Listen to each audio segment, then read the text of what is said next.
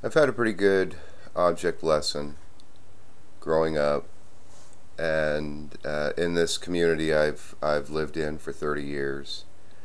I'm pretty observant. I don't notice everything, but I like to pay attention to my surroundings, especially how other men and women get on with their lives, and what are the ideas that are informing, deeper underneath that inform them of their actions.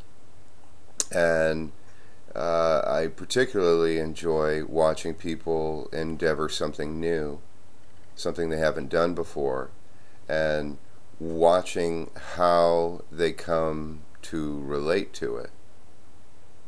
Uh,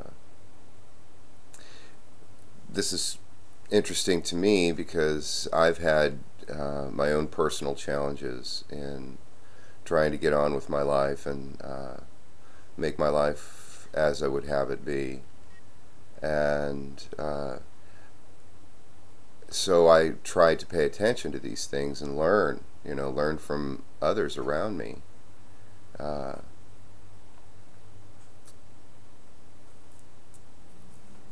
I One of the really important relationships in my life is with my daughters, which is not where I would want it to be.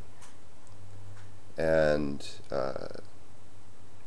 for some, I already spoke about control and the desire to want to have an outcome, and that I envision in my mind. And if I come into resistance, then I've got to really relate to it. I've really got to work with it and see where the chips fall, and see what I can do with it. I think that you can really come to discover who you are, what you're made of in relationships. And I think my daughters have played a very, very important role, whether they knew it or not, whether they wanted to or not, whether any of us want to or not. We're all playing a role in somebody's lives, so many people's lives.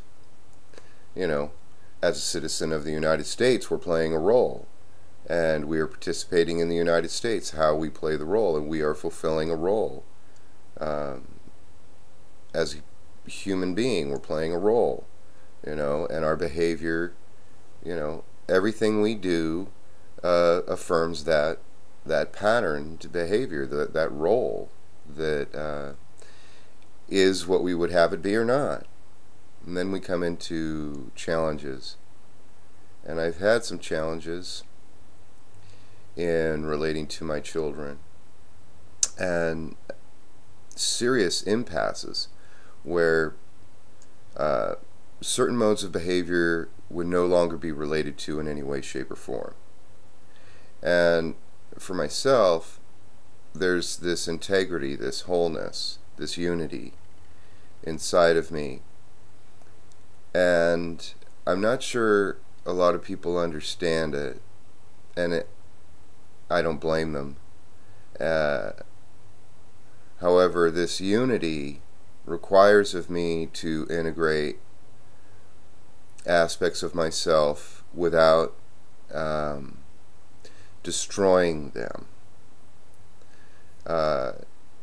This inner destruction, this inner death of an aspect of myself is something very difficult for me to integrate, to understand, to wrap my head around it, where there are aspects of myself that die and that no longer are. And needing to take the bull by the horns and kill, metaphorically speaking, aspects of myself that do not produce the outcomes I want in my life is very, very difficult. And then on another level, how can I say that I am creating a life that is not what I want?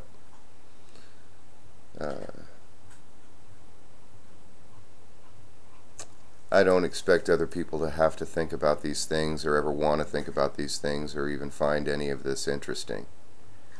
However, it's been placed upon me over and over and over so that I have to look at it, and I have to deal with it, and I have to address it and figure it out.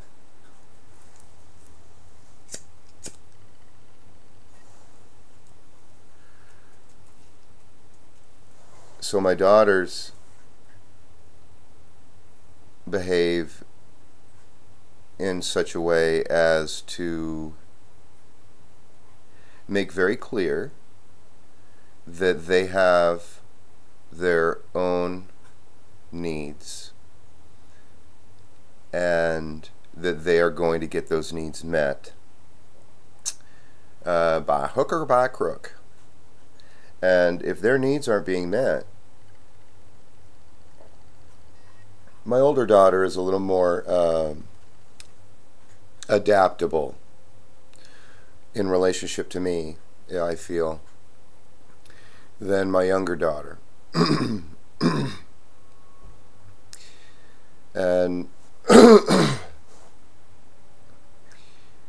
you know, I'm trying to make all these statements so that I give them credit where credit is due. However, I can't help but notice this need to control the outcome of the relationship. And to me, it seems tiresome and boring, because the idea of the outcome and the desired goal to be achieved seems to take them away from the present experience in the moment. And so there's no in-depth relatedness in the moment between us, but this projected expectation that is either met or not met. And it, you know, they live the way they live. I'm really proud of them. They work, they have long-term relationships, they know how to smile. I've seen them smile, I've seen them joke, not with me and in relationship to me so much as just in their own life. They have friends, and you know, as far as the big scheme of things, they have their health. I really can't shake a stick at it. I'm very, very grateful. I look at my life, I look at my sister's lives, as far as, you know, family goes, and I look at cousins and nieces and nephews and second cousins, and I say, well, this isn't half bad. And there's this acceptance of who they are as they are that arises. It doesn't mean that I don't have this excitement and anticipation and enthusiasm to have more. However, it is the way it is. And I want to give that to them. I want them to know that I trust them,